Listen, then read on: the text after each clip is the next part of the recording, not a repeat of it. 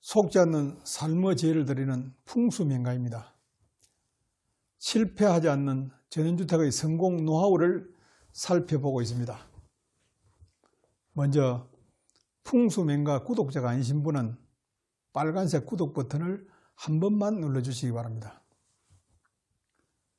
이번 시간에는 전원주택을 건축하면서 전원주택 내에 건강시설이나 건강 관련 자재들을 어떻게 사용하는 것이 좋을까 하는 문제에 대해서 말씀드리고자 합니다. 특히 전원주택을 짓다 보면은 전원주택의 목적, 건강한 생활,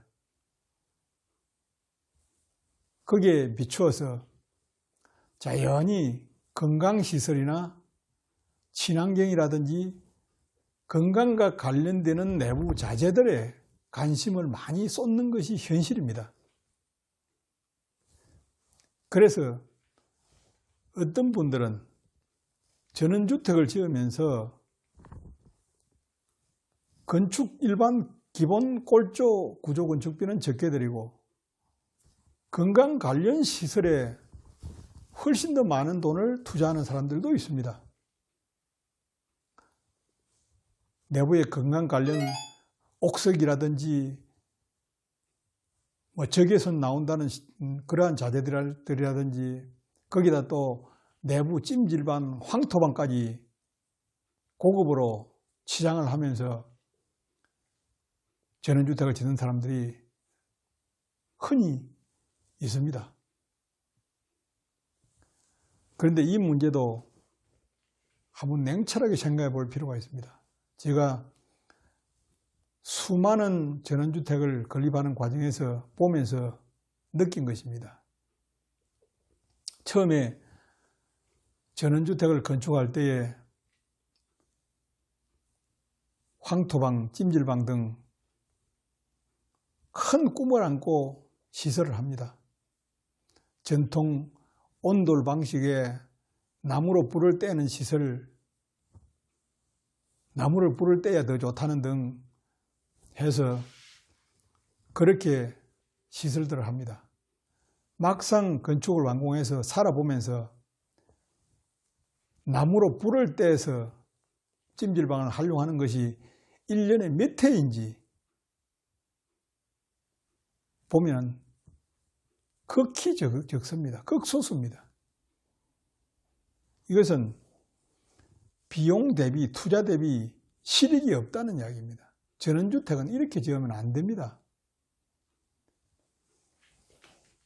그래서 저는 전원주택을 지으시는 분이 특별히 치료를 위해서 필요한 경우, 당장 필요한 경우 시설을 갖추는 것은 이해할 수 있습니다.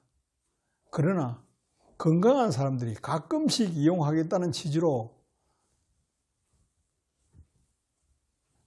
규모를 최소화해서 지어야 하는 전원주택 내에 건강 관련 시설을 설치하고 또 거실에 옥석이라든지 비싼 돌들로 치장하는 것,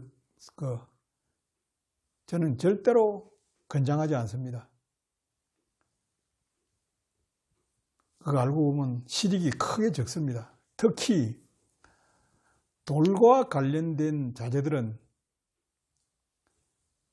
사람에게 인체에 무해하도록 하기 위해서는 반드시 일정 온도 이상의 열을 함유를 하고 있어야 됩니다.